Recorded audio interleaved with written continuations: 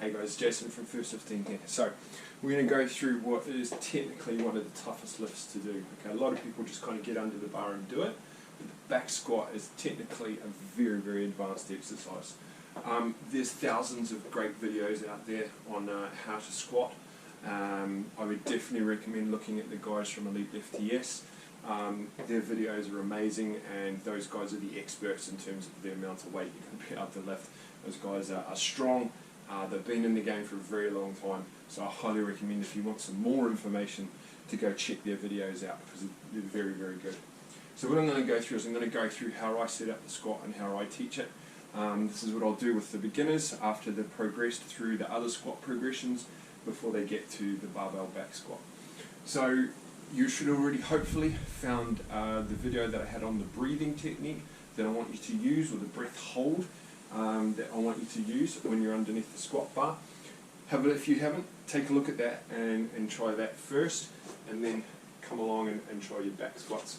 So the first thing I want to do, width of hands on the bar is personal. Everyone's different, and so is your squat width.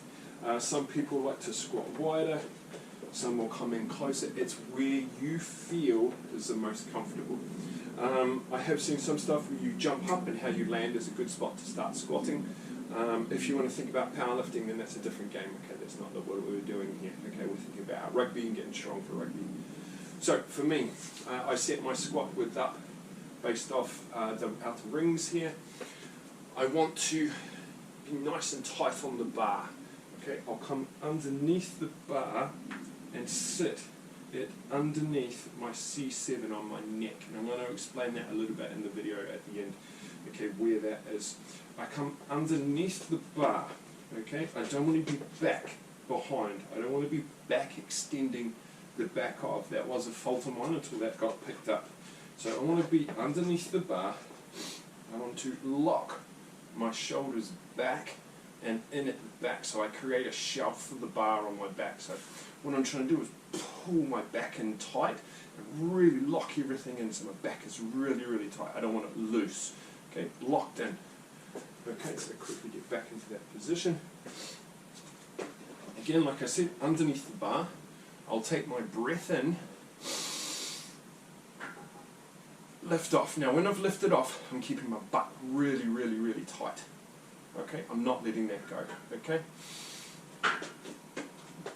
couple of steps back, set into my position. So back is tight, glutes are staying tight. I definitely haven't let them go. I'll let some air out of my stomach because I'm talking. I'm going to take that air in.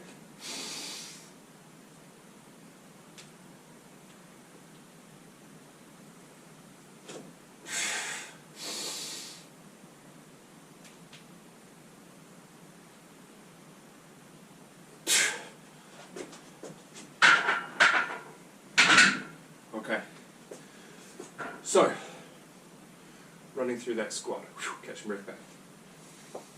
Stomach, fill it up with air. Squeeze, glutes really tight. Lift the bar off for the unrack, keeping everything tight, take a couple of steps back. Feel the weight, so don't immediately go into it. Feel the weight, and then my next move is to break at the hip. I want my hip to break here and start sitting back. So I don't want to go this with my knees, I want to sit my hips back.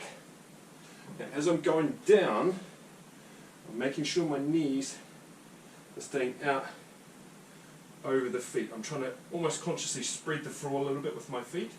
That's going to get my hips really in there, keep everything nice and strong. And then once I've hit around parallel, okay, there's different depths of squats, but around parallel is a good start. I want to accelerate back up. Now, one of the keys with the bar is to keep accelerating the bar. Okay, what you'll find, and I'll try and do a rep here and show you the difference between the two. So I'm going to get here, pull myself under the bar, get to a strong position, lock everything in.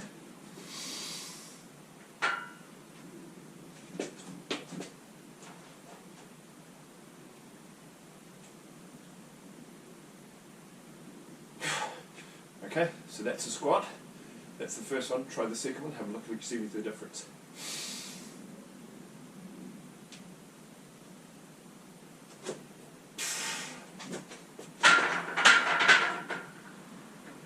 Okay, so in the first one, what I did was accelerate out of the bottom and then slow down at the top. It's almost like I rode the momentum. I almost took the tension off.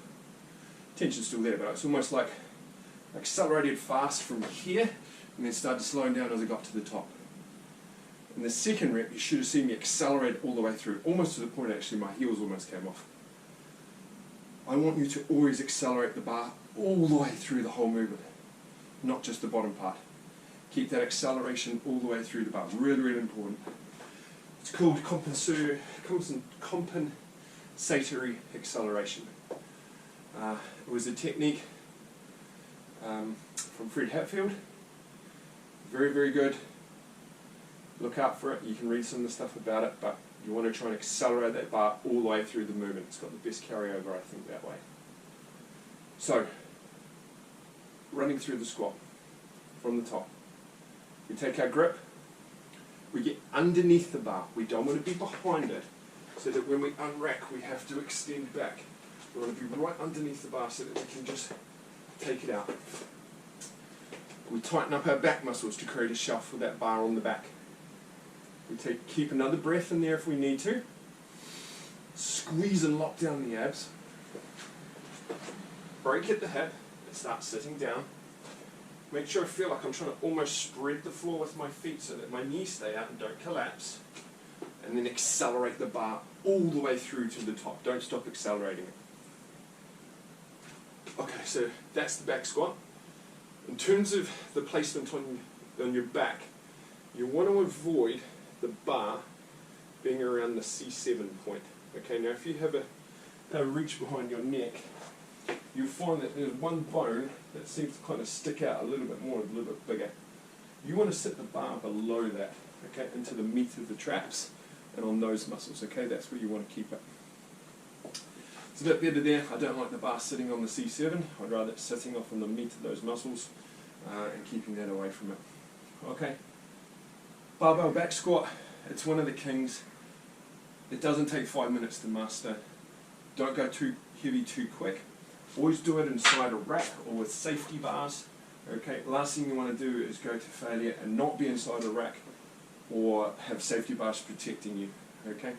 Always do that. Keep yourself safe. Look after yourself so that you can get on the field and play. Okay. No point injuring yourself in the gym and then not being on the field to play. That's just stupid. See how you go. Any questions, let me know.